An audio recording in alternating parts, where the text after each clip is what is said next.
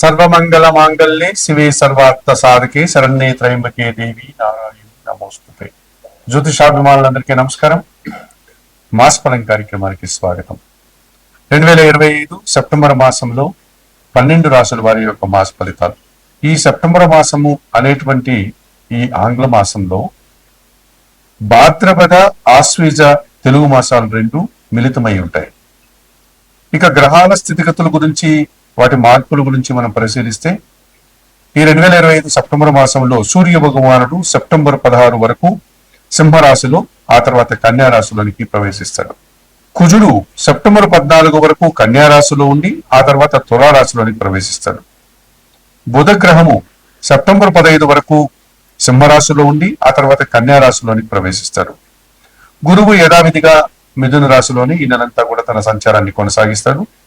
ఇక శుక్రుడు సెప్టెంబర్ 14 వరకు కర్కాటక రాశిలో ఉండి ఆ తర్వాత ఆయన సింహరాశిలోని ప్రవేశిస్తాడు.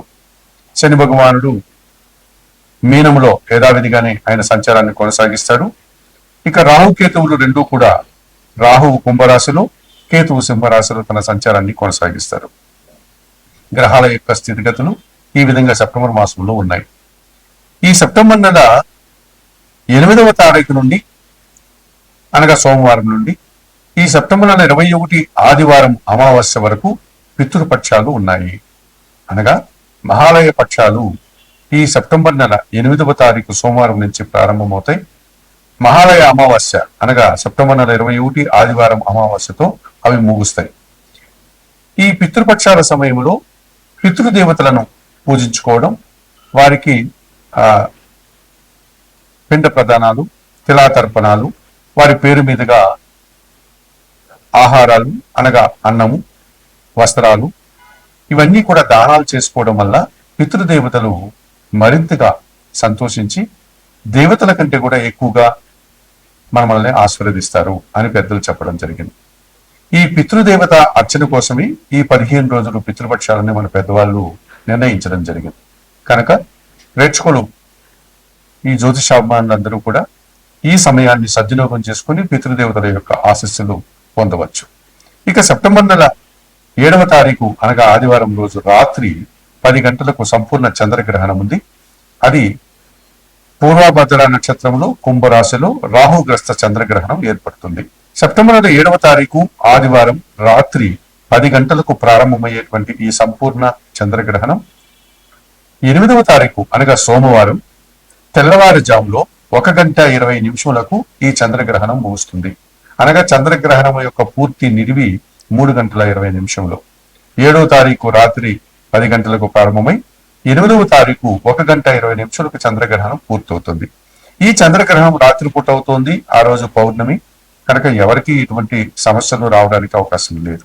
అయితే చంద్రగ్రహణ సమయానికి ముందుగానే అందరూ ఆహారాది కార్యక్రమాలంతా ముగించుకొని ప్రశాంతంగా నిద్రపోవచ్చు.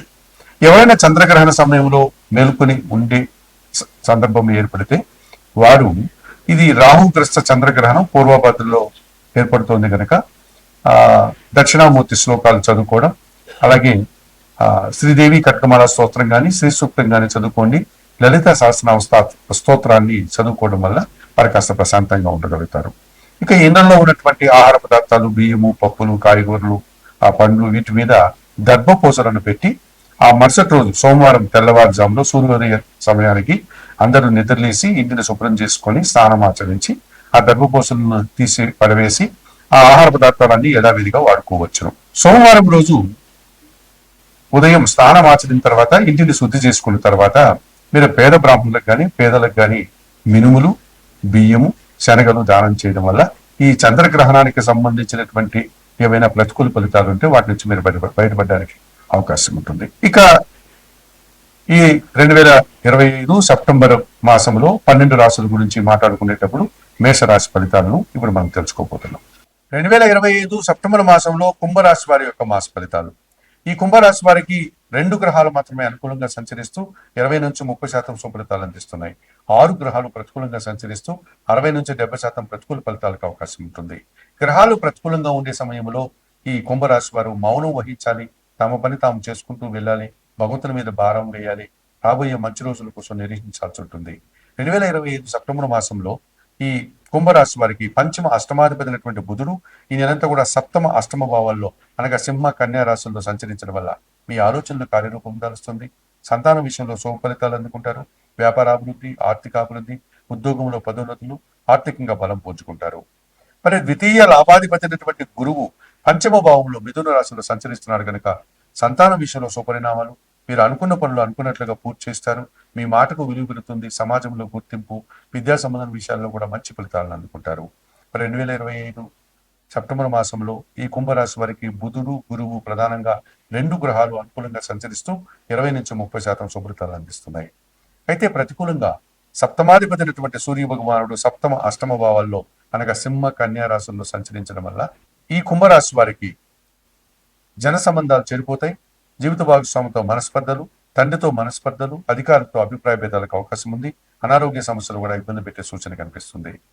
తృతీయ దశమాధిపతి అయినటువంటి కుజుడు ఈ నెలంతా అష్టమ భాగ్యభావాల్లో కన్యా తుల రాశుల్లో సంచరించడం వల్ల వాహన సమస్యలు, అలాగే ఆ వాహనాలకు సంబంధించినటువంటి ఇబ్బందులు కానీ, జన సహకార లోపం కానీ, అభిప్రాయ భేదాలు, భూ వాహన సమస్యలు ఇబ్బంది పెట్టే సూచన కనిపిస్తుంది. చతుర్థ భాగ్యాధిపతి అయినటువంటి శుక్రుడు సప్తమ భావాలు అనగా కర్కాటక సింహరాశుల్లో ఉండడం వల్ల స్త్రీలతో మనస్పర్ధలు, అభిప్రాయ భేదాలు, చిన్న చిన్న అవమానాలకు అవకాశం ఉంది. జన్మ రాష్ట్రాధిపతి వ్యయాధిపతి అయినటువంటి శని భగవానుడు ద్వితీయంలో మీనరాశిలో సంచరిస్తున్నాడు. ఏళ్నాడు శని 2వ భాగంలో ఉంది. పని భారము, శ్రమ, మాటల వల్ల అపార్థాలకు అవకాశం ఉంది. ఇక జన్మరాశిలో అనగా కుంభములో రాహువు ఒక రకమైనటువంటి దుబారా ఖర్చులు, మాటల వల్ల సమస్యలకు అవకాశం కనిపిస్తుంది. విదేశీ వ్యవహారాలు కూడా ప్రతికూలంగా ఉంటున్నాయి. సప్తమంలో సింహంలో కేతువు సంచరించడం వల్ల ఎదుటివారితో నిరాశ, అశాంతికి అవకాశం ఉంటుంది.